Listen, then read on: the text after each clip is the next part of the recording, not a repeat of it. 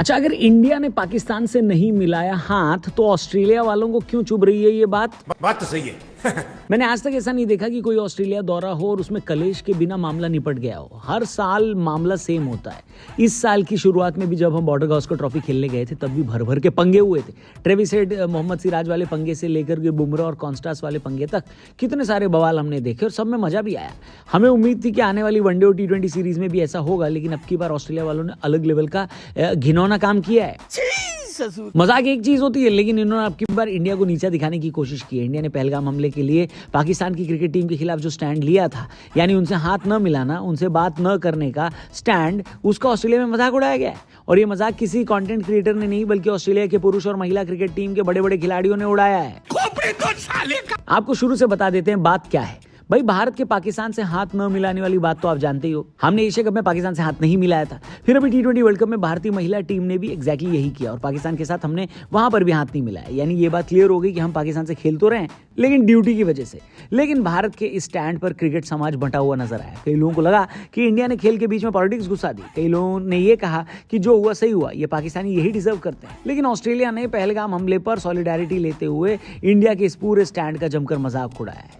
कायो sports करके एक channel है जिसने एक वीडियो अपलोड की है जिसमें कई सारे ऑस्ट्रेलियन क्रिकेटर्स इंडिया के स्टैंड का मजाक उड़ाते नजर आ रहे हैं। वीडियो की शुरुआत होती है द ग्रेट क्रिकेटर पॉडकास्ट के दोनों होस्ट के साथ, जिनमें से एक कहता है कि इंडिया ऑस्ट्रेलिया आ रही है और हमने उनकी एक कमजोरी ढूंढ ली है। दूसरा होस्ट कहता है कि हमें पता है कि इंडिया ट्रेडिशनल ग्रीटिंग का फैन नहीं है, वो हैंडशेक का एक्शन करके दिखाता है। हम इसी कमजोरी का फायदा उठाकर उन पर मैच शुरू होने से पहले प्रेशर बना सकते हैं।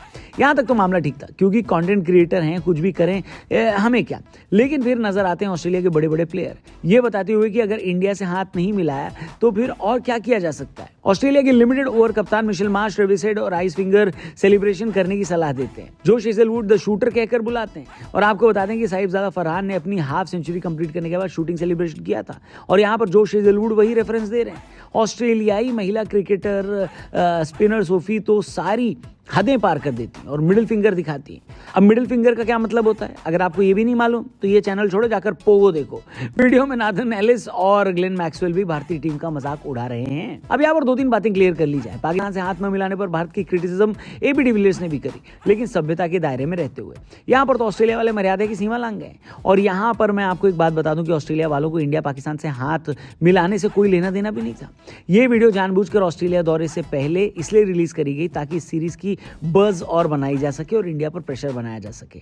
मैं तो कह रहा हूं कि ऑस्ट्रेलिया वाले अगर इस तरीके की हरकत कर रहे हैं तो ठीक है, लेकिन अगर पलटकर विराट कोहली, रोहित शर्मा और गिल ने उनकी सैंड पेपर वाली हरकत का सेलिब्रेशन कर दिया तो 250 ग्राम आंसू टपका कर आपको यही ऑस्ट्रेलिया वाले रोते दिखाई देंगे। गजब बेइज्जती है। कई भारतीय फैंस इस हरकत से काफी नाराज हैं। उनका कहना है कि इस वजह से तो ऑस्ट्रेलिया वालों के IPL कॉन्ट्रैक्ट रद्द हो जाने चाहिए, क्योंकि उन्होंने ये इंडियन क्रिकेटर्स का मजाक नहीं उड़ाया बल्कि पहलगाम पर उनके लिए के स्टैंड का मजाक उड़ाया।